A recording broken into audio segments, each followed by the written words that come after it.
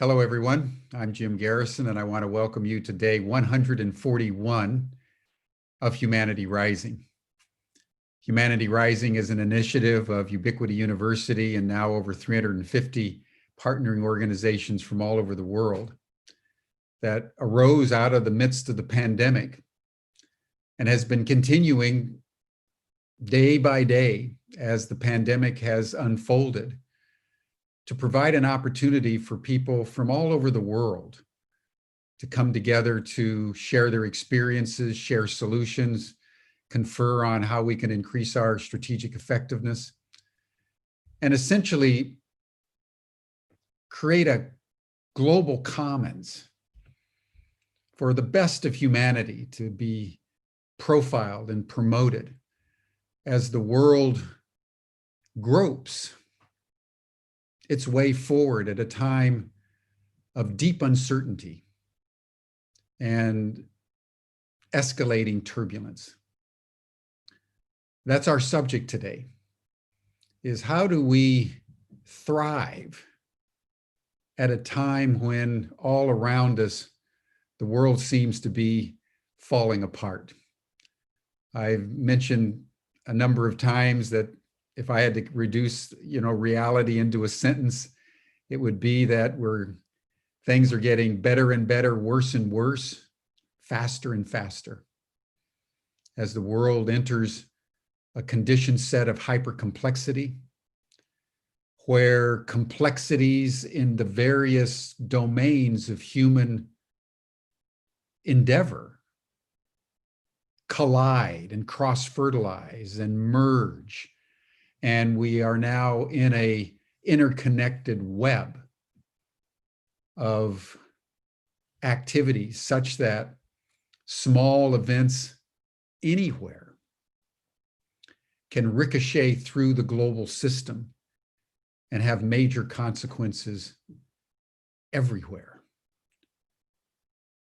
Before the pandemic, at least most of us thought that there was a ground under our feet.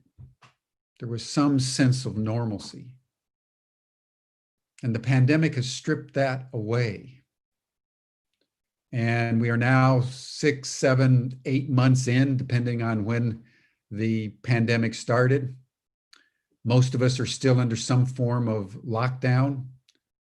There was a report yesterday that the one country that didn't do much about it because they thought that herd immunity was going to solve things, that was Sweden, is now experiencing escalating numbers.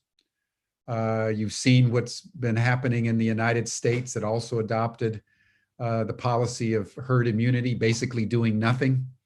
And that has really caused devastation in the United States, which has got the worst COVID rates in the world. I'm just reading this morning about Russia. Turns out that even with active government repression of information and data, Russia is experiencing a surge of COVID-19. Austria has just announced that after the current lockdown is complete in a couple of weeks, they're going to endeavor to test every single Austrian in the entire country. Mexico City has rates that are going off the charts. The highest death rate in the world right now happens to be in North Dakota, in the upper Midwest of the United States. And it was reported this morning that all 50 states now are experiencing increases and setting new records. And there's about one person dying now of COVID every 60, 70 seconds. So we're in a situation in which the notion that reality is uncertain, that turbulence is now constant, that the future is unknown and essentially unascertainable, is moving from a theoretical framework to an actual day by day reality, in the middle of which our economies are being shredded and in many cases brought to a standstill. And people don't even know where to go to have a job. That's uncertainty. And there's no end in sight. And the holidays are coming. And how we navigate through this, how we thrive through this, because we know it's possible. That's why Humanity Rising is here. That in the midst of all that we know, we can come together in a way that is robust and positive, community empowered, and focused on building the future that not only we want and we need, but will serve our children under the 7th generation. So it's in that spirit of both caution and deep, deep gratitude for simply being alive in this moment. We may be the most fortunate generation in the history of the world because we are that generation that is present at the moment for the first time when humanity's future is at stake in such a way that if we don't solve our global problems within the next matter of years, humanity as we know it could go away. And we all know that. And so this upsurge of energy and vitality and imagination and collaboration, serving an ideal future that we know is possible, is why Humanity Rising is here, and in the spirit of which I welcome everybody today and thank you all for coming. So I want to turn it over to my distinguished colleague and friend from Sweden, Sabinije von Gaffke, who will commence our program. Sabinije.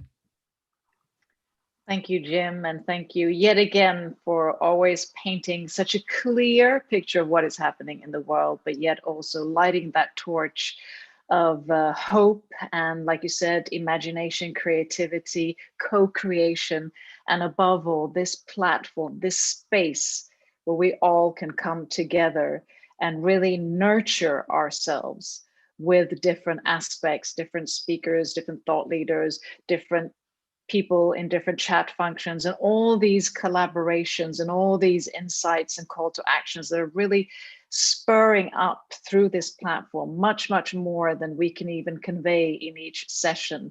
And that is truly both amazing and really a strong force of gratitude for all that is being done through this platform and the echoing of that in other platforms and in other ways of communication and all of our streaming partners, and everything that is happening on an individual basis to on a collective basis is truly, really making a difference. And I think that is also what we're trying to transparently showcase through Humanity Rising, that the solutions are out there and we are the superheroes that we are looking for. It's just that we need incentives to know how to step up and be the leaders of ourselves and the world around us, whether it's our team, our neighbors, our family, our collaborators, our companies. And hopefully Humanity Rising provides that sort of torchlight and sense of unity that is so important in times of uncertainty, to know that we are not alone in this and we do have the capacity to step up in unity and make change.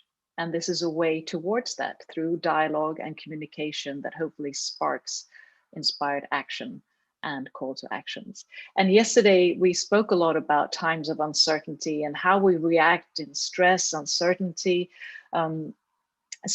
how we react in the times that we're in. And react is one of the words that we do. I mean, reacting or responding. And that was a lot what the two leadership coaches talked about yesterday, Bob Anderson and Berend Jan Hilberts, sort of addressing what is the difference between acting reacting, which is an instinctual behavior that is triggered by our reptile brain, or reptilian brain, or responding, which is more a conscious choice that involves sort of more input from our evolved brain. But above all is that sort of gap between thought and action, where we give ourselves a moment to really, even by one breath, to just not instinctively react, but actually respond from a place of empowerment, sovereignty, or just a place of being.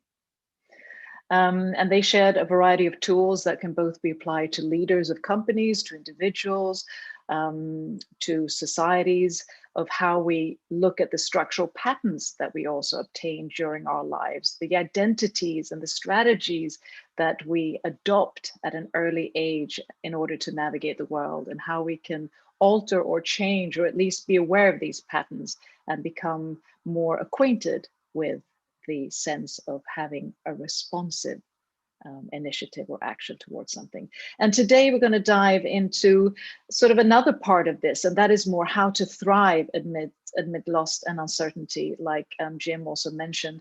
And in today's session, the Chief of Innovation at Ubiquity University, many of you already know him, of course, Peter Merry, will host a conversation with Malcolm Stern, who is a psychotherapist, author, and also co-founder of Alternatives in the UK, that is the UK longest running weekly mind, body, spirit events company. And Malcolm also recently released his new book, which is Slay Your Dragons with Compassion, that was recently released. And here he explores practices for managing loss. And it's also based on his own experience, which I'm sure he will share with you. So I won't go into that, but it's based on an experience where he really learned hands-on how to cope with loss and also how to thrive from there.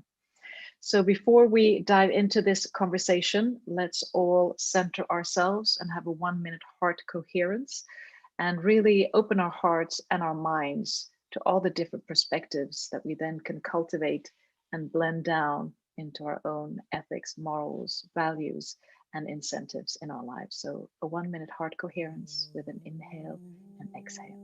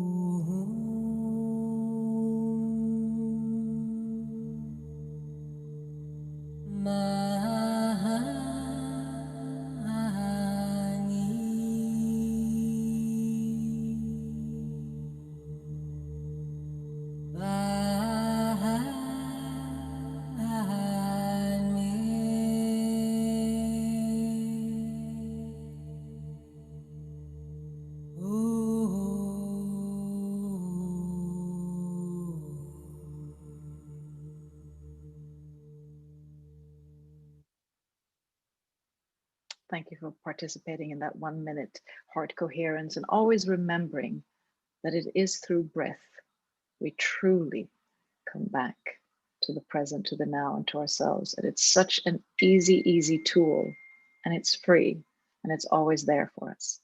And with that, I hand over to Peter Merry. Thank you, Sabinije, and thanks, Jim, as well. And welcome, Malcolm, to Humanity Rising. Very inspiring start. Thank you very much, guys. That's really lovely. Gets us in the right zone, doesn't it? Yeah.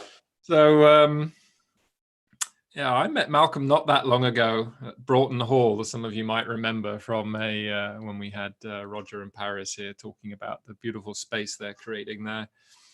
And I kind of, it's one of those moments you meet somebody and there's immediately a kind of underlying sense of connection where it just felt like, okay, this man has, really got something to offer. And I felt at that moment there was something we were going to do together. And so this is a great start anyway, Malcolm, to explore together what it is that, that we're learning through our lives and in these times that can help us navigate really through this transition. As Sabinije said, Malcolm has been a psychotherapist for individuals and groups for over 30 years. And running the Alternatives in London, which has got an amazing reputation with speakers like Eckhart Tolle and others who you've gathered over the years, a bit like Humanity Rising, but then over a longer period with this weekly rhythm. Really an amazing initiative there. So I thought maybe just to kick us off, Malcolm, a little bit of a kind of short life story and what brought you to where you are now. Would be great to set some context, and then we can dive into some of the themes. It's funny, when that arises, it's I never know what's going to come in me, and what comes in me is a revisiting of the grief, because what brought me here was suffering, and our suffering is what makes us humble, I believe, as well. And I'm not claiming humility in a big way, but I'm saying that what I went through actually did ignite that flame in me. And basically in 2014, my oldest daughter, Melissa, took her own life. And I was in the middle of running a group, 5-day residential of a 1-year group. So this group put together for a year. And at the lunchtime on the 3rd day, I heard the news from Melissa's mother. And I went back into the group and gave the reins to David Confino, who's a psychotherapist friend of mine who was also part of the group.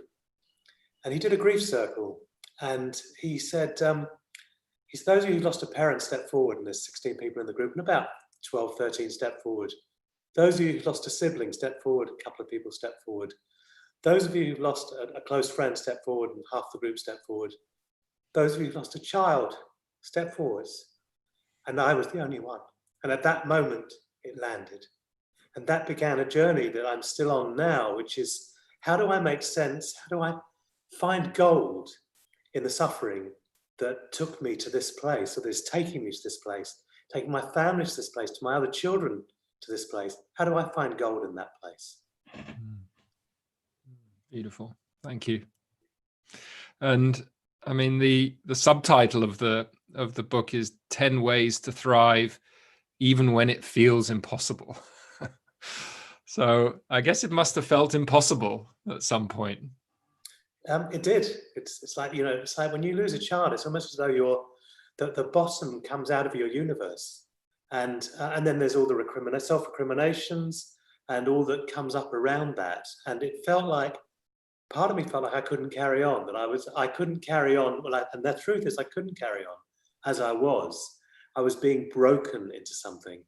And Michael Meade, the mythologist, and he's a great wise man, says that in order to become who we truly are, not only does our heart have to be broken, it has to be broken many times over. So bit by bit, I started to track what it was I needed to do in order to come through this.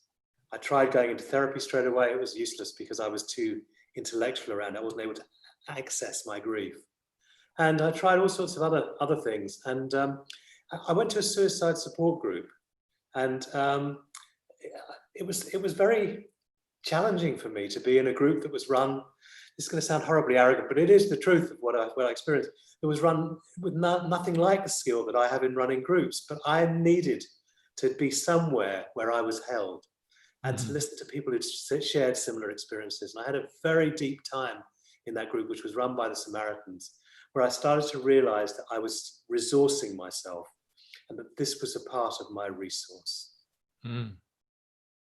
So the kind of writing of the book was really from that personal experience, trying to draw out the lessons that you feel can be useful to others, not just, I would imagine, in those kind of personal moments of loss, but like you say, when it feels impossible, I think a lot of people in the world today feel like, how are we going to ever get back to thriving? You know, are we ever going to be able to thrive again? It's a great question, Peter. And I think not only are we going to get back to thriving, I think we're going to find our way through to thriving. Because Eckhart Tolle says that when we're in our comfort zones, we don't grow. We're not pushed into evolving. And we are being squeezed into evolution. We're being squeezed and forced to adapt to these different circumstances that we find ourselves in. Not in order that we can survive, like, you know, with our head bowed, but in order that we can actually thrive, in order that we can come through and become something of what we always were inside, the essence of exquisiteness and divinity that is in all of us. And I don't use words like that easily. I definitely don't follow a mystic bent, but I do see that there is a call to find that place inside us and to support others in finding that place inside them. So as was so eloquently put at the beginning, Jim said right at the beginning, is that we are in the midst of such turmoil that we have to find our way through. And also Sabinije said about the superheroes that we have to become. And I think that's very inspiring. We have to grow beyond this because life will not be the same again. We're not going to go back to normal. We're going to go forward to whatever it is that we may be able to build together rather than build individually in our splendid isolation. And is it your sense that for us collectively to do that, we're all going to have to somehow go through the pain that we hold of some kind? Is that just part of the deal, as it were? I think it's an inevitable, actually, that actually it's like we avoid pain, we avoid grief, we avoid these things, we try and distract ourselves from it. But the reality is it breaks us open and breaks open something that has yet to be born. And so I actually think that the pain we have to go through it makes us stronger. It forces us to find a way of coming through this with new tools.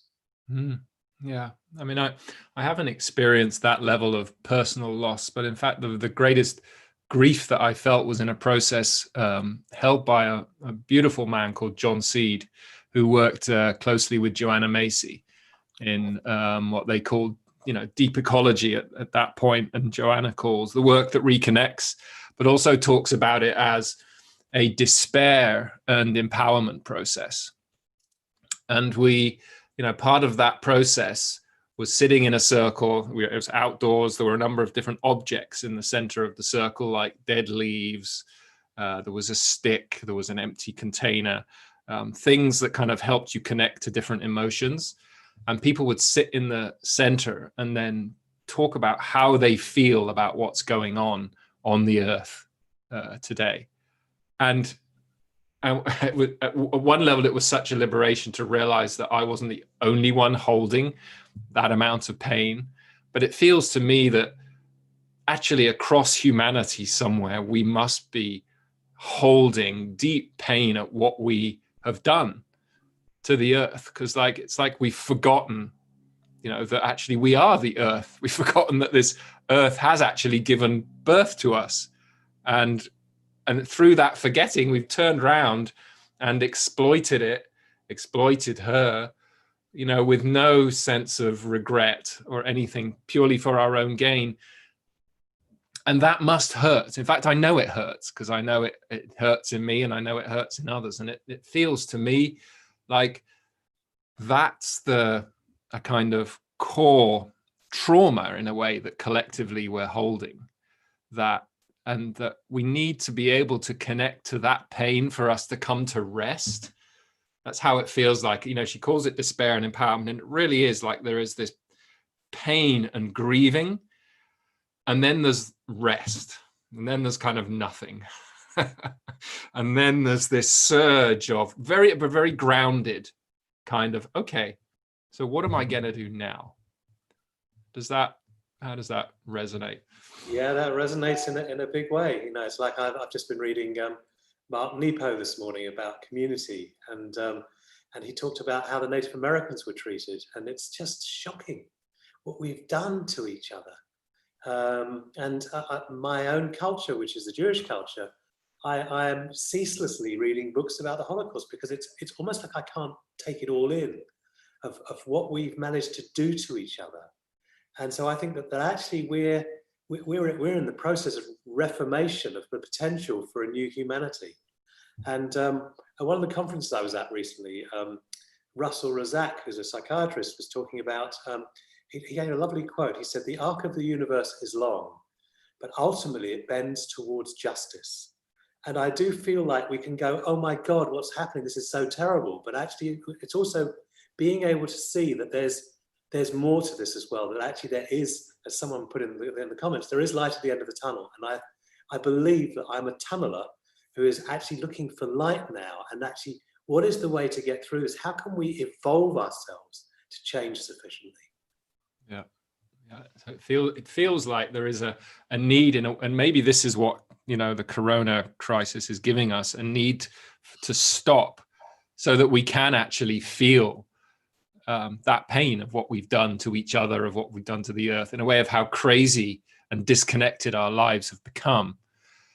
Because it does feel that going through, first recognizing that and connecting to it and feeling it and going through it is an essential piece of moving into what I kind of called after that, the choiceless choice of conscious behavior. People say, how do you get people to change their behavior to be more sustainable or to be, nicer to people? Well, at some point, after going through that process of recognition and grieving, it's why would you do any different? Is the kind of story that emerges. If I can buy sustainable food from the local farm, if I can find clothing or whatever that's not harming the planet, if I can change my lifestyle in some way, then it's the obvious thing to do, right? It doesn't require, but it did require going through that process. I think that's true. I think there's a lovely song I heard once which said, the only way out of the pain is through. Hearts are strongest when they're mended.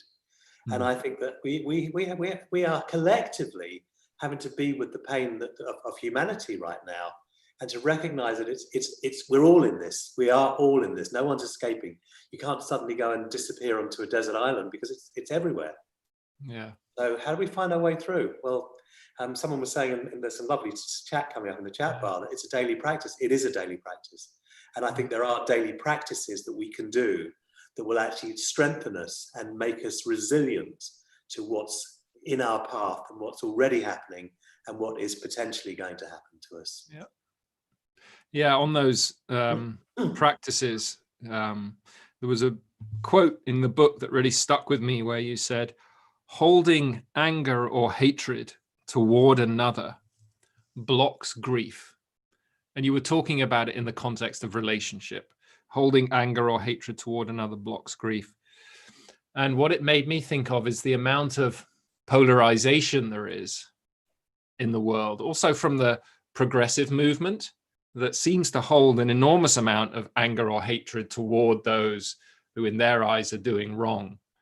And yet, if connecting to grief and going through grief is essential, and that anger or hatred, as it were, is blocking it, then we need to somehow get out of that blaming of the other, before we can rest and connect to the pain that's behind that somehow. So we'd love you to speak a little bit about that kind of practice. It is a practice, I think, of it is a practice, and I'd like to share where I learned that from, when I learned that, because for me, it's the learning comes in the visceral experiences we have. I'm not an academic.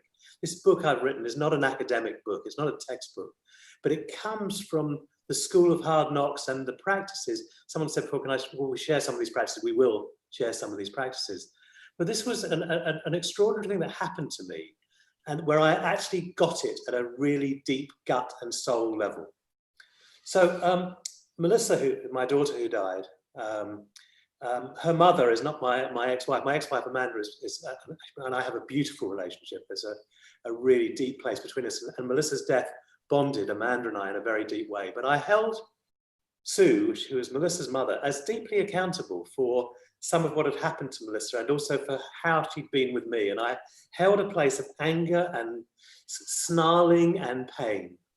And about 5 months after Melissa's death, I was at a playback theatre performance where it was an honouring of Melissa's life. And it was in London where I lived at the time. And Sue turned up there as well.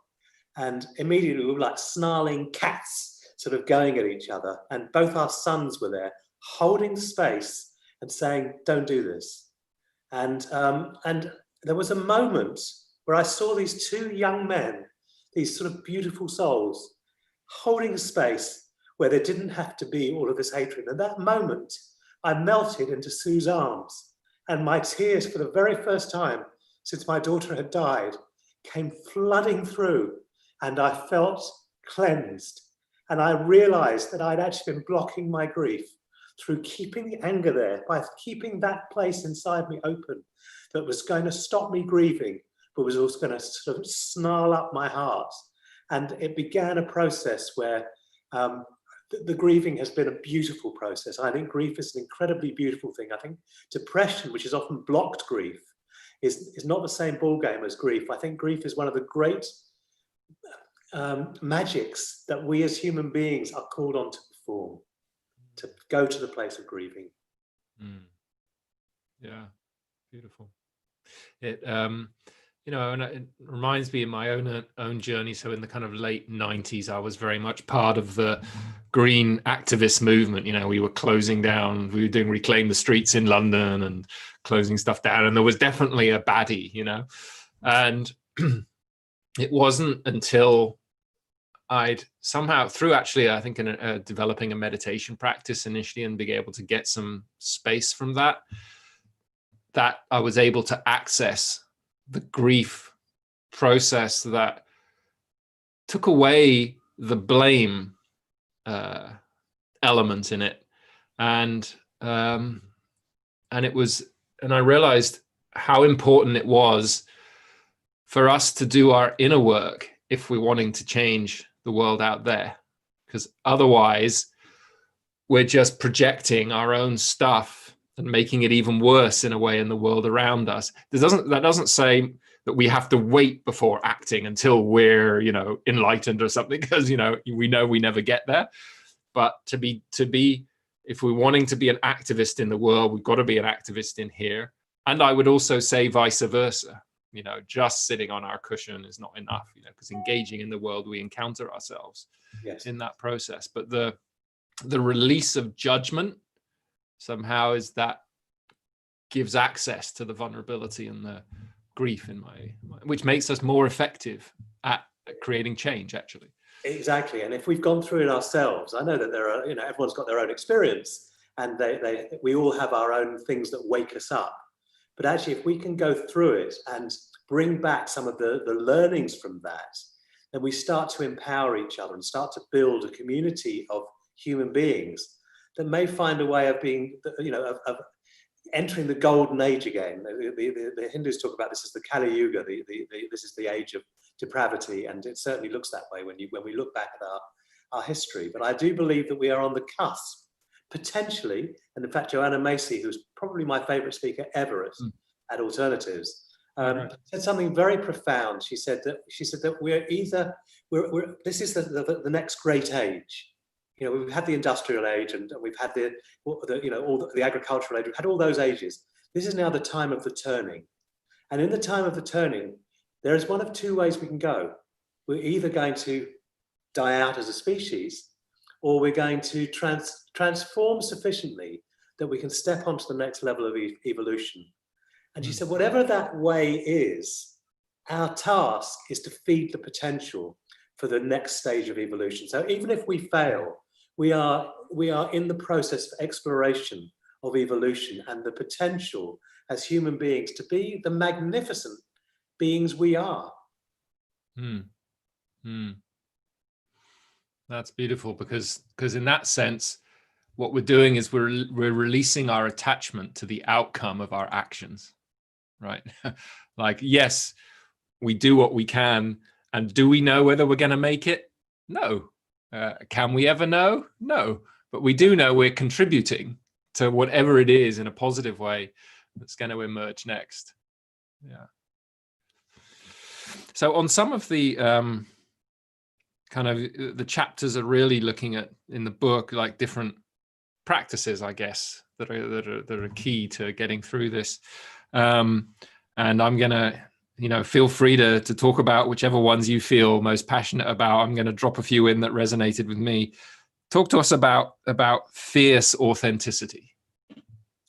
Well, a lot of these practices, the book is a marriage of Melissa's story and how it educated me. And it's also a marriage of the group therapy that I've been running for 35 years. And so I've learned a lot of things in that process of running groups that I was able to bring to bear on my personal situation, but I'm also able to sort of go, these are part of the daily practices that we can do. So one of the practices is of bearing witness to each other. If we can learn to really bear witness, then we can allow another to be who they truly and fully are. Another of the practices we talked about is find your radar. And the radar is our sixth sense, which we tend to disregard. But in running groups, I can't do it intellectually. I can't actually go, well, I think that needs to happen because this has happened. I need to actually get to the place where I can tune in to what's going on and get out of the way. And at Esalen, they've got 4 golden rules for people who are running groups. So the first is, I'll just see if I can remember these, is show up. The second is get out of the way. The third is trust the process. And I can't remember the fourth. But anyway, there are 4 golden rules for running groups. And I actually think that the groups have been so educational for me. And so a lot of what's in the book are stories that have come from the groups and of the everyday heroics of ordinary people managing extraordinary situations in their lives. Let's stick with that intuition one for a minute, because part of what I've learned with the organization I ran here in the Netherlands, the Center for Human Emergence, where we've been engaging and trying to solve these big complex challenges, multi-stakeholder, lots of different organizations and things, was that you basically reach the limit of the capacity of the cognitive mind. Like the complexity is so great that you can't work it out, even with the best of systems thinking or plan it in any way, that you have to actually shift to another way of knowing to be able to navigate the kind of complexity and speed of change that we're in, which is much more that intuitive knowing, as you kind of describe, navigating, working with the groups. Now, how one of the issues when we kind of switch to that form of knowing is how can we trust that what we're getting is clear intuition as opposed to, say, an ego prompt?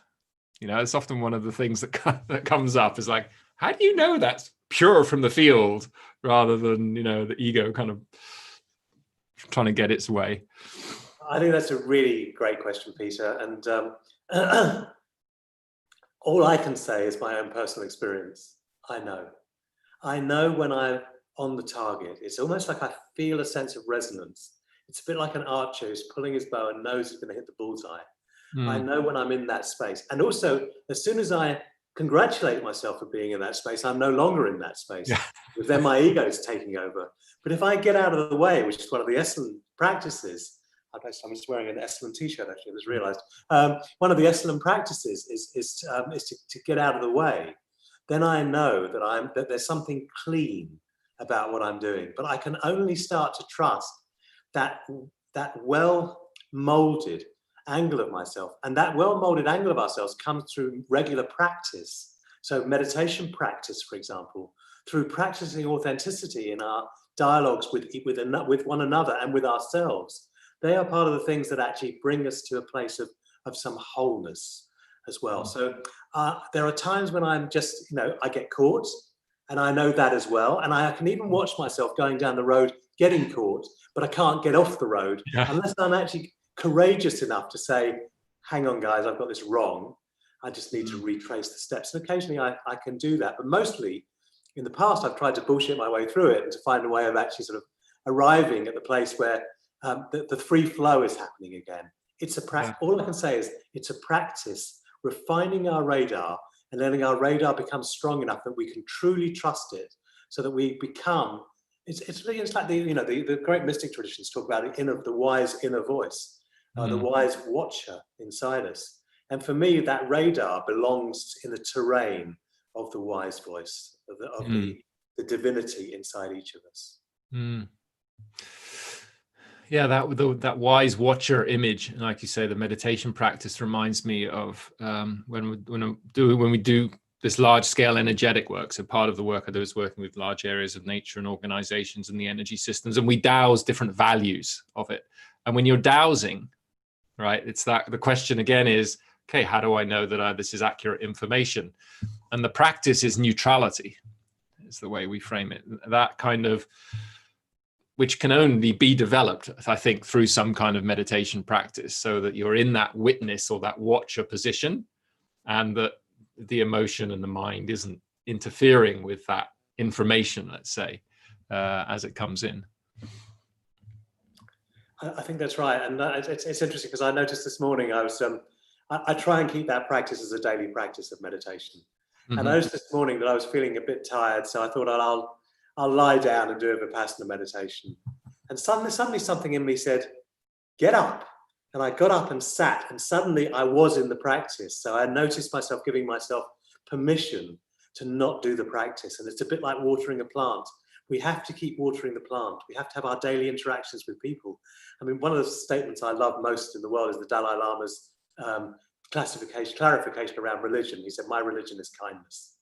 And I think that's one of the great practices we can do, is how can we be kind in all of our interactions, in all our engagements, and with ourselves. So I think there are practices, and we'll talk more about some of those practices as the time we're together go along.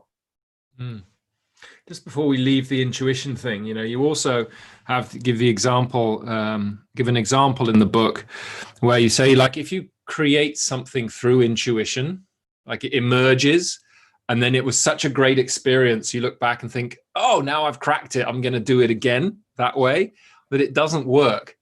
And it reminds me of, like, I was doing with a big IT, big IT company, a change process over 2 years.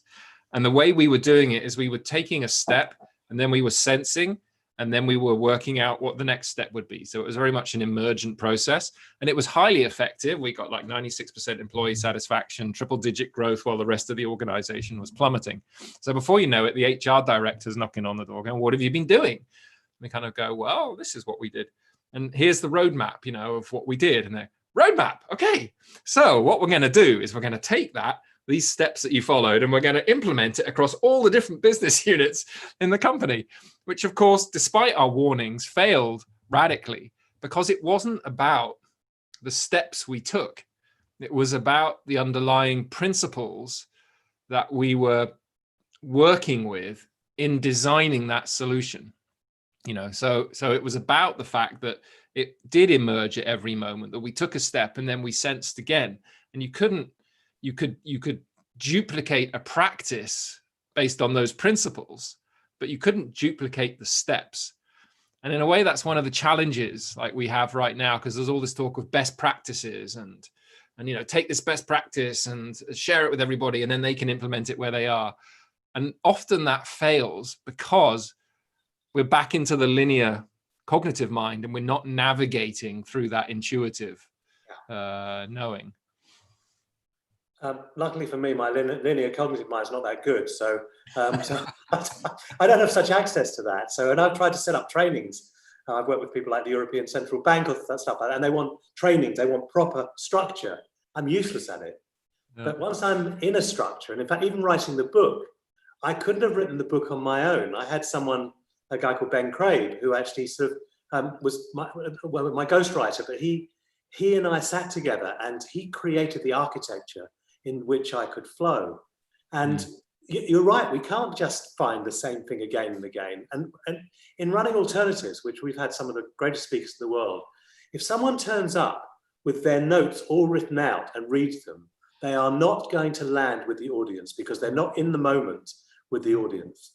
Whereas if someone turns up and is all over the show, that also doesn't work. So for me, there's a process of preparation of, for me, what I do now with talks is I have some signposts, and I know I've got to visit maybe seven signposts along the way, and then let flow between them. Whereas someone like Eckhart Tolle just goes, and it's a stream of consciousness, and there's never a moment of hesitation. He's present. And I'm very inspired by watching him, having hosted him as well. Yeah, it reminds me of I spent a year in Paris working with a theatre company with an Iranian director who'd worked with Peter Brook, British director, and the Iranian director was inspired by kind of Persian storytelling and things. And the way we learned text was to let it kind of speak to us. So he didn't say, okay, you're going to say it like this. The way we worked with where you stood on the stage was improvised the whole time. And so there wasn't a fixed plan for like, okay, now you're going to walk on like this, say it like this. This is the way. It wasn't blocked in the kind of theater language. And the reason, he said, for doing it that way is because that every evening it has to be alive. It has to be a different performance every evening, or else the audience fall asleep. And if they fall asleep, that's your fault, right? Because it means that you're just reproducing something from the past. If you just say your lines, but they're not filled with life, they're not alive in that moment, they're not a direct response to how the other actors were, then it's dead theater. And this is Brooks' thing. You ever seen any of Peter Brooks' productions? Just incredible gems, because they have that simple but, alive quality to them. And so somehow in this transition, we've got to watch for that. Here come the solutions. Oh, I'll just take this solution and roll it out here, right? Without it being actually owned and alive and adapted to the context within which it's emerging. Yeah, I think that's absolutely spot on, and I think that it is our challenge to stay alive in the process as well. That we don't arrive somewhere and then we've got it. It's constantly having to be evolved as we're constantly having to find the truth in ourselves and try to find that place of intuition where we can spot a door that hasn't quite opened, or we can tune into something that doesn't feel right and start to trust our own senses and look at where that trust is coming from. Yeah.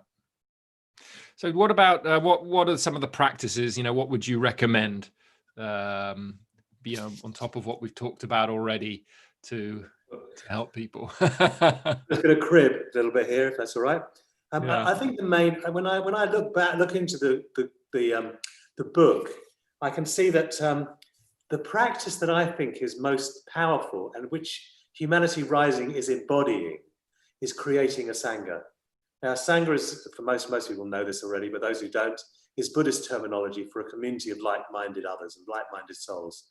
And for me, there's something so profound at this time in being able to reach out and share this space with others. That Sangha is such an important part of our being. So for those of you who are coming to Humanity Rising regularly, there's a Sangha that's here. For those of you who go to Alternatives regularly, there's a Sangha there. For me, every Monday morning, I have a meeting with a friend of mine called Nick Price. We have a Zoom meeting at 8:30 for an hour, and we take half an hour each to look at what's going on and then get reflection from the other, and where we can see our blind spots are highlighted as well. I'm also part of a triad that meet once a fortnight, and the three of us take time sharing and reflecting for each other. And it isn't reflecting by saying, oh, well done, or you should do this. It's reflecting by tuning in to what's not being said, what's wanting to be born in the speaking. And I think there's such a golden opportunity at this time to bond together with others of like mind. And the I Ching has a wonderful, I quoted this, which is my interpretation of something of the I Ching. It says, until we reach a certain stage in our evolution, not only do we have a need for the support of others of like mind, we have a duty to seek that support. So for me, there's something about now is the time where we really have to land, especially in our isolation and our lockdown and all of these things. We have to find systems where we come together and get inspired by each other and reflect and practice this authenticity with others also. Yeah, and it seems to be what's really calling people at this time as well, because we've got the Ubiverse in a way as Ubiquity's digital Sangha, that we created, and we only launched it in December last year, and there's now over 14,000 people and, 1,300 organizations. And then I keep talking with people who are creating platforms, for people to connect up, or who have shared values and shared passions and skills to share and everything. So it seems to be like at the moment that it reminds me of I can't remember Elizabeth Sartoris, and her story of the emergence of the butterfly. And she says what really struck me was, so in the body of the caterpillar, before it dissolves, when it's hung up in its cocoon, you get the imaginal cells emerging of the future form of the butterfly. And first, those cells are attacked by the immune system of the caterpillar. And the moment that that triggers the dissolving of the caterpillar that feeds then the emergence of the butterfly is when those imaginal cells connect. Yes. So it feels like there's this huge impulse at the moment of all these different organizations and movements and initiatives that have been kind of doing things on their own at some level, and now really wanting to connect. So that's a hopeful sign for me. But there's that big level of the large scale platforms and everything else. But I think what's also critical, what you say, is finding the sangha of a few people around you, particularly in these times where we're being isolated from each other physically, and spending time with them. Like you, I have a triad that meets every month. In fact, I just spoke to them this morning, and it was beautiful, and it does something to you. It kind of feeds you in a way that's really, really important. And also, I think, strengthens us in the face of the naysayers, because sometimes we can feel pretty alone in this kind of work. And so to have the others around us who are affirming in a way what we're trying to do is, I think, absolutely essential. This is tribal time. That's what we're having to grow into, is becoming a tribe of humanity rather than our self-isolated loneliness and acquisitive self. We're having to find ways of integrating with others. And we'll do it because we have no choice. I think we'll be creative in that, because the pressure's on to find a way through this, not just to survive, but to thrive in this. Yeah. And I was pondering this the other day as I was actually getting a little irritated by all these platforms popping up all over the place, wanting theirs to be the platform. When I read about it, I was like, why am I irritated about that? Why am I irritated about everybody saying we have to all connect up? And I realized it's because I feel that we are already connected, and that's the point, right? that we when we remember, literally put back together again, that we are already interconnected, then it stops being such a struggle. And oh God, man, when are we all going to get our shit together and connect up? Recognize that we already are, and then start to notice how those connections are playing out. Then it seems to flow with a lot more grace, let's say. And we can also trust, that if this is where life is, or the earth is right now, through humanity, like seeing if we can make this expression of us as self-conscious, the humans as being the earth's experiment in self-awareness, in a way, to see if we can make that survive, if we can keep that going, then we can trust that we don't have to be the one to connect everybody up, right? We just do our piece and trust that the other connections will come, and the synchronicities will flow at the right moment, as things come together. And also open ourselves to receiving support from others, and that we don't stay in that place of, how are you? Fine, fucked up, insecure, neurotic, and emotionally unstable. It's actually so that we're actually able to sort of to really share who we are with others, and to find our tribes that can really support us in sharing who we are. That's a way that we can start to refine this part of ourselves that is so needing to grow. But I do think there's a real gift in vulnerability, and I noticed after Melissa died how vulnerable I was. And that actually I liked myself far better with the armor off than I did with putting the clever armor on that presents a certain way, but actually is hiding from what I'm truly feeling. Yeah, absolutely. In fact, it was I had an example of that this morning in our triad. Like one of one of the triad. She kind of came in and started to talk, and was just feeling betrayed by the organization she was in at that moment, and said, "I don't know why I'm crying now, but it's because it feels like this is my home," you know. And that's exactly what those spaces give us, right? Is that space to completely be ourselves, to let it out, and a deep level of trust, again, that helps us go back out into that world and deal with the slings and arrows, as it were, as we move through it. As So Jack Sangha, says, it's really easy to do it in an ashram. You know, you can practice those really simply in an ashram. But once you're in the marketplace with all of the stuff that comes around you, you know, that people irritate you and you have to deal with whatever comes from you in that space. That's where the real practice is in the everyday. Yeah. So Sangha, big one. What else would you recommend? What are the key tips to help us navigate through this then? Say, I asked you earlier and you didn't respond to this one. So say more about fierce authenticity. I just love. Oh, thank you, Peter. Yeah, I knew I'd missed something. I didn't want to sound so crass as to say, what was it you said?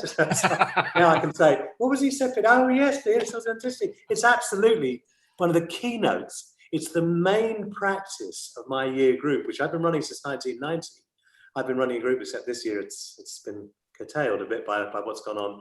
But it's where a group meet for over the course of a year. And the practice is authenticity.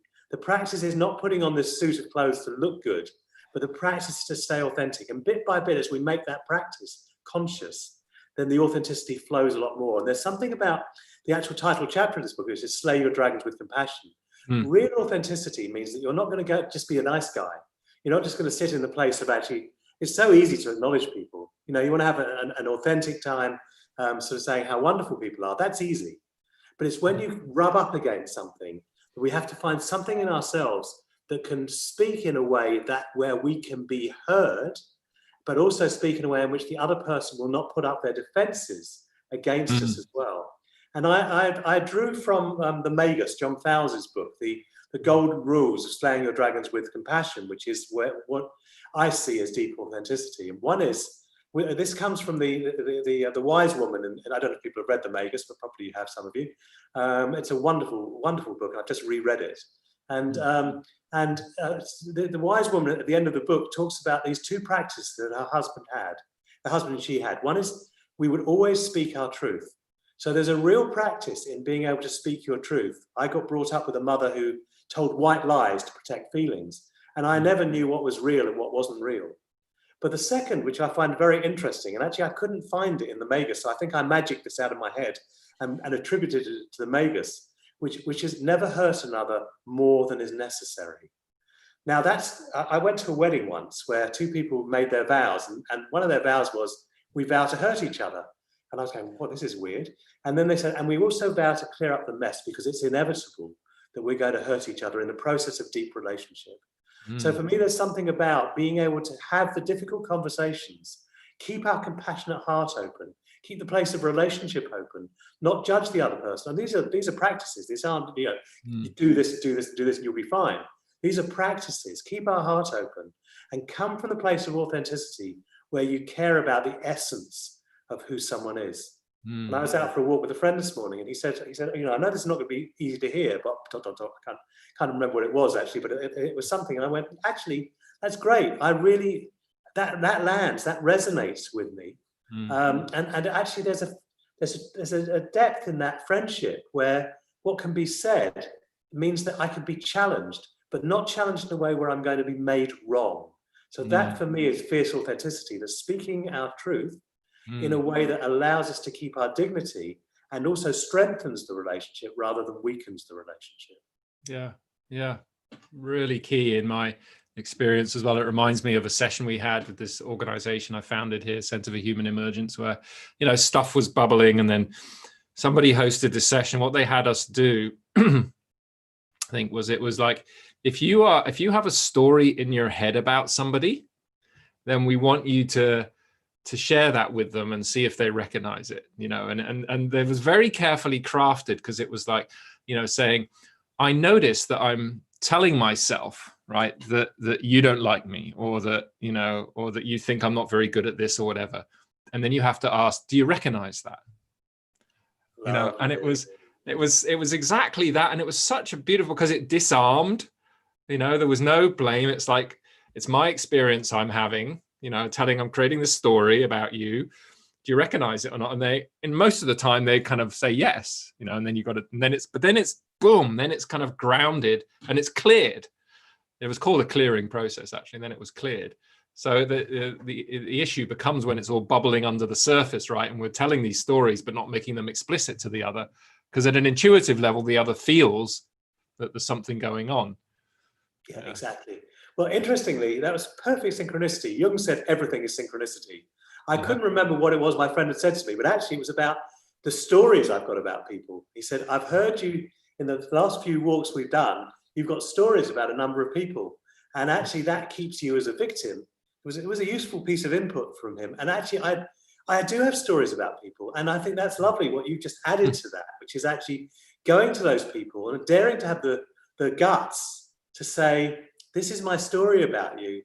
And do you recognize it? I like that. And it's like actually wanting to hold them in a place of friendship, because most of the people I've got stories about, there is a place of friendship, but it's diluted by the fact that I've got a judgment on their behavior towards me or their behavior towards others. Yeah, exactly. Also reminds me, there was a tenet which a teacher had at some point, which I had stuck on my wall for years, which was very simple. It was very hard to practice. It was face everything and avoid nothing. Lovely. It was like, whoa. but then you're talking about a practice, aren't you, Peter? So it's not, you know, here I am, I'm facing everything and avoiding nothing. No. That's an aspirational goal. Oh, that's a practice that will you know, that you become a master at by practicing it again and again and again. Yeah, and as you kind of feel into it, you start to catch yourself when you're avoiding something. You say, look, you're avoiding it. Oh yeah. So it gives you that kind of hook in a way to be able to catch yourself avoiding things, but very, very grounding practice, and actually very transformational, because it pushes through any fear, right? Yeah. But so what actually happens when you do face it? You know, is it going to be the end of the world? You know, no, probably not. You know, somebody may be upset. Is that the worst thing in the world? No. So it's, but you're right. It's that which builds the kind of fabric of the relationships that are so important, if you know, for us to successfully navigate this time. Those relationships where we don't have to be worrying about what does that person think of me, or I don't know if I want to work with them or whatever. You just know people you can kind of rely on, right? You just know that they'll show up for you, that if they say they're going to do something, they will, and that you can have any conversation with them. That level of trust makes us extremely powerful as groups. And that's the power of the Sangha, of having those people in our lives as well. And then we have to take it down another level, where we're actually doing that with people who can't necessarily hear us as well. But can we maintain our compassion and integrity in the face of people who aren't really getting what it's about? And can we avoid judging them as well? Yeah, it also relates to, we had, I had a dialogue with Brenda Dunn here a few weeks ago, who was the woman who kind of, together with Bob Yan, ran the 28 years of research at Princeton University on the power of intention.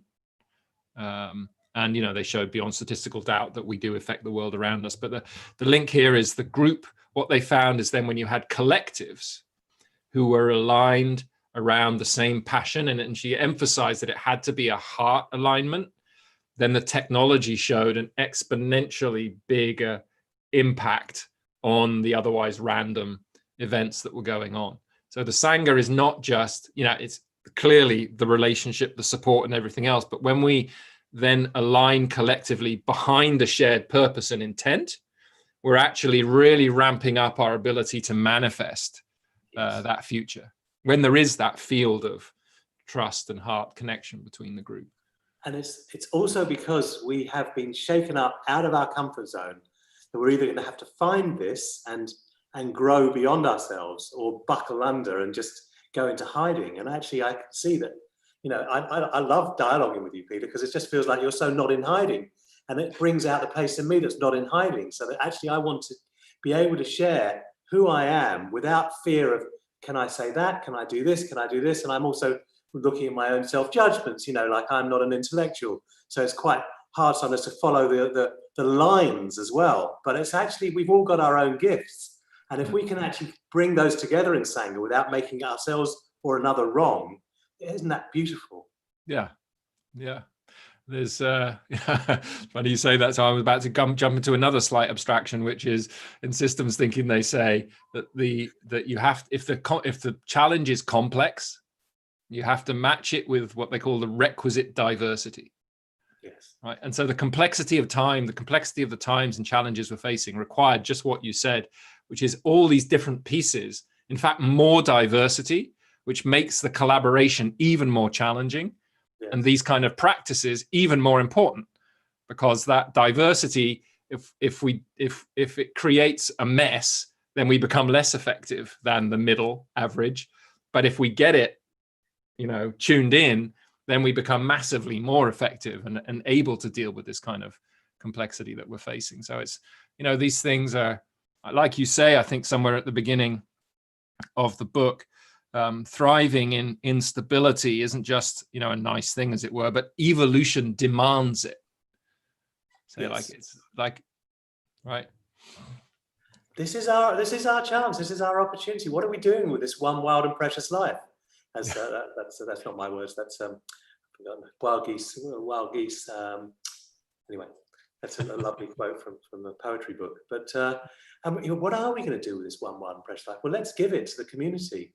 I'd love to read you. Can I read you George Bernard Shaw's piece around purpose? Because for me, this is a piece that just, when I first heard it, I went, my God, this is it. This is something profound that I can practice living by. He says this: this is the true joy in life, the being used for a purpose. Oh, thank you, by the way, Mary Oliver. Thank you, Ina. This is the true joy in life, the being used for a purpose recognized by yourself as a mighty one. The being a force of nature instead of a feverish, selfish little clod of ailments and grievances, complaining that the world will not devote itself to making you happy. I am of the opinion that my life belongs to the whole community, and as long as I live, it is my privilege to do for it whatever I can. I want to be thoroughly used up when I die, for the harder I work, the more I live. I rejoice in life for its own sake.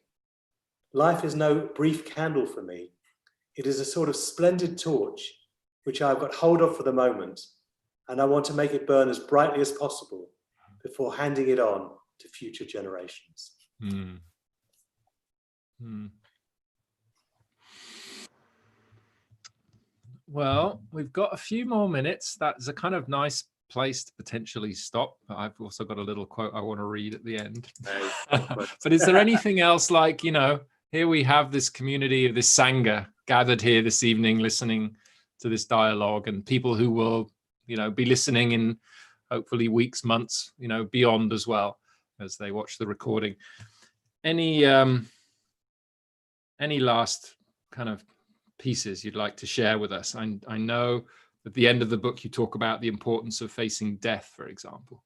Yes, well, we live in a death-phobic society, and for most of us, we've almost never seen a dead body except maybe at a funeral parlor or at some sort of funeral. Whereas in India, when I went there, it was shocking, extraordinary and shocking to see bodies on these boats being floated down the river and burnt. There was a whole different attitude towards death. And I think that the fact that we're going to die is a profound influence on the fact that we're going to live, or that we want to live. And so I've been exploring. I ran a death group for about 10 years. And during the time I was running the group, Melissa died, and I was able to use my own group to explore some of the themes that came up. But what was amazing is that during that time, one of the women in the group died, and she went through her dying process with the group. And it was she was a Buddhist. She'd been in deep practice for many, many years. And she went through such a profound experience, which we were able to share. And there's something about the way we avoid death that is so life-denying. And I find it so exciting, interesting, that I look on death and go, teach me. I worked in a terminal cancer hospice for a while because I was really interested in being educated in the process of dying and to see people in their different stages of this process. And Stephen Levine, who wrote a lot of books on death and dying, talks about that when people are dying, they know that all the masks are stripped away and they know who can truly meet them. So he talks about people coming into the ward, and the doctor might come into the ward brusque and full of professionalism and go, "How are you doing today?" They go, "Fine, thank you, doctor." Then the cleaner might walk into the ward and they feel their heart and they say, "How are you?" And you're able to really share what's happening. Don't let it be till we're dying that we actually have those conversations, that actually we open up and give to each other. We're temporary beings. We're obviously at another level, we're permanent, we're everlasting beings. But this incarnation is a temporary being. And I think the welcoming of death as part of life is something that I feel like that's an area that I will expand on in my thinking. The last thing I want to say, Peter, before I come over to you for we go over your quotes, is the chapter on "Let Your Suffering Educate You," which I think is such an extraordinary practice. And I know my friend Jo Berry is here in the audience. I haven't seen for ages, and we both worked at St James's together many, many years ago. And she reminded me in 1984, when her father was killed by the IRA, that actually she made a silent vow to herself. So Jo, you've said this on the chat, so I hope this is all right to repeat it as well, to forgive. And then started speaking with one of the men from the IRA who'd killed her father and started lecturing with him. And I think there's something about embracing suffering and letting it transform you, open you, break you wide open. And for me, I bless Melissa's holy name, that the suffering I've had to undergo and the suffering she had to undergo has taken me to a different place in myself where a whole layer has been stripped open. And I do talk in stories and I talk in sharing experiences, but there is a broader truth to these things as well. If we can go to that place of our suffering, then we have the possibility of not avoiding what life is inevitably going to bring our ways, because it's not really what happens to us that matters, it's how we respond to what happens to us. And that's the place where we can make a difference, where we can use our practices, where we can align ourselves, where we can build our Sangha, where we can strengthen ourselves through meditation, through authentic communication, through bearing witness, through learning to let our relationships educate us, which is another of the practices. We're going to learn in relationship. You can't hide in relationship. You can if you just watch telly all the time together. But if you're in a real relationship with another human being, you're going to have to confront yourself. And there's the possibility of deep growth in all of these places. And that's what I have to say. Beautiful. Thank you. So I'm going to read a quote from this beautiful human being who wrote a fantastic book called Slay Your Dragons with Compassion. And it's the very last paragraph of his book. I don't even know if you can remember it. It says, "We are never going to arrive at a destination where things are sorted." We're never going to arrive there. It's never going to be sorted. We're never going to put the world to rights. Life will always change. But if we can truly commit to consciously doing the work, we will build the capacity to thrive in an unstable world. Beautiful, Malcolm. Thank you so much. I didn't know I had it in me. Thank you, Pete. And thanks for being with us. It's been a beautiful hour and a half or so. And it looks like I'm handing back to Jim now. Thank you very much. Thank you, Peter. And thank you, Malcolm. You're a man of deep insight, born out of your willingness to have deep experiences. And I just want to acknowledge that, in many of our sessions, people are talking about what they know or what they speculate or what they project or what they theorize. And your offering to this group is something that comes out of the depth of your existential reality. And so there's a quality to what you have been sharing that has been quite profound. And I just want to acknowledge that. And in particular, just touch on and underscore the way Peter actually started the dialogue, and that is around this notion that anger, I would add hatred, is what blocks our grief.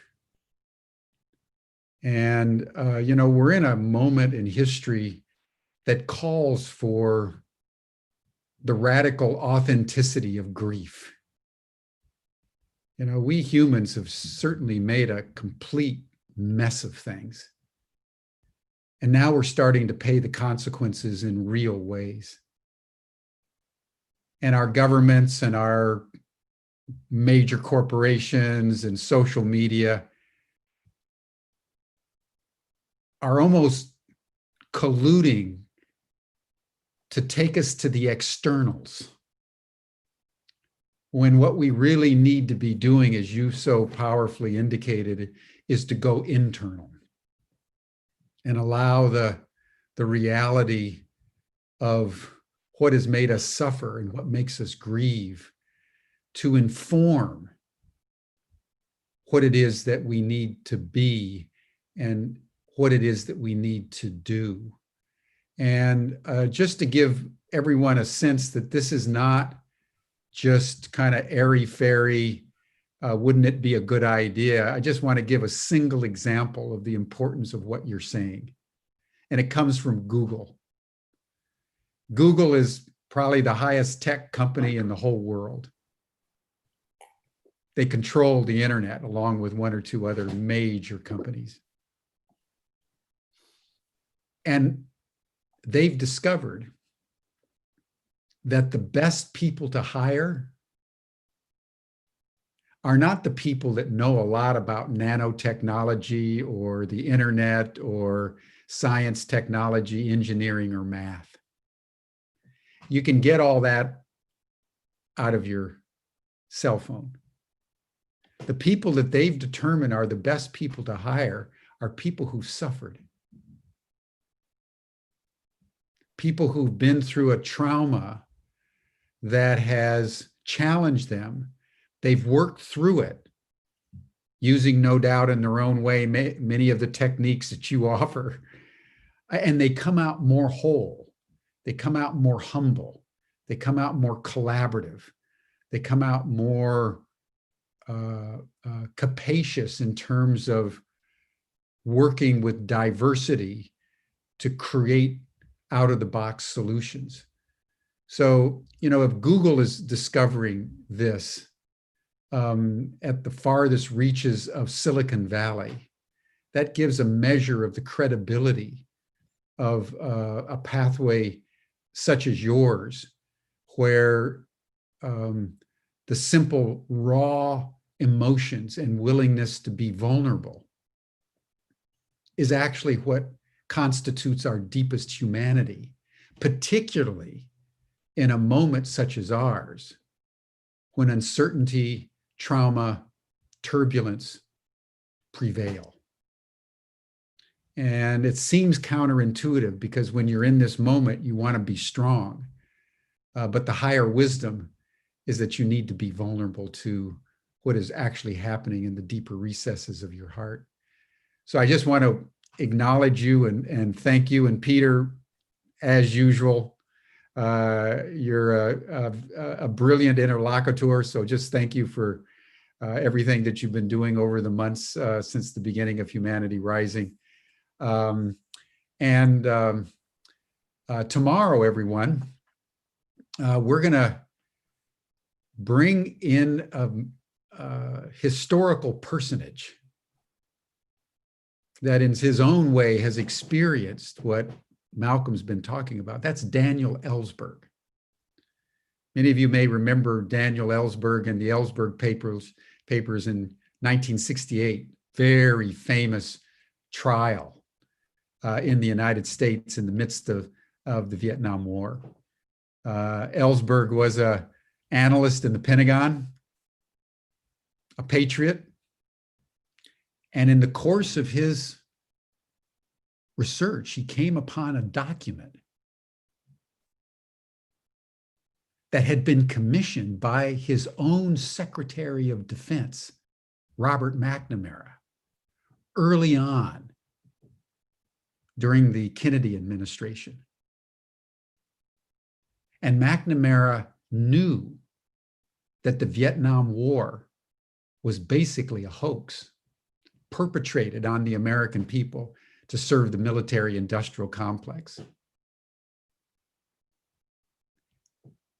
And a memo was written detailing the lies, the subterfuge that the political leadership in the United States had been effectuating. And now by 1968, the war was going out of control. And little old Dan Ellsberg finds this document. And in a moment of radical authenticity, you want to talk about radical authenticity, everyone, Dan Ellsberg had to make a choice. What was he going to do with this information? And he gave it to the New York Times. And the Nixon administration sued. So we're going to have Dan Ellsberg on the session. And then on Friday, just as a heads up, given where this conversation went today, we're going to have some people that are going to be talking to us about the importance of grief. That whatever else we do as we traverse this pandemic and witness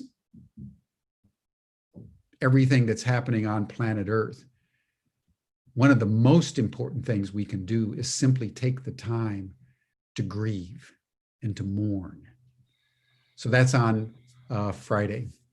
So again, Malcolm, thank you. Peter, thank you.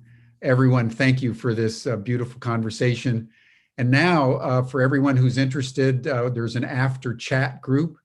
The link is in the chat box, and Peter and Malcolm, I don't know whether you have the time, but you're certainly welcome to join. And we'll see everyone here again tomorrow and Friday, 5 p.m. Central European Time. Bye, everyone. Thank you. Great session, Malcolm. Great session. Thank you so much, Peter. And thank you, Peter. It's magic talking with you. Really loved it. And thank you so much for your wisdom as well, Jim.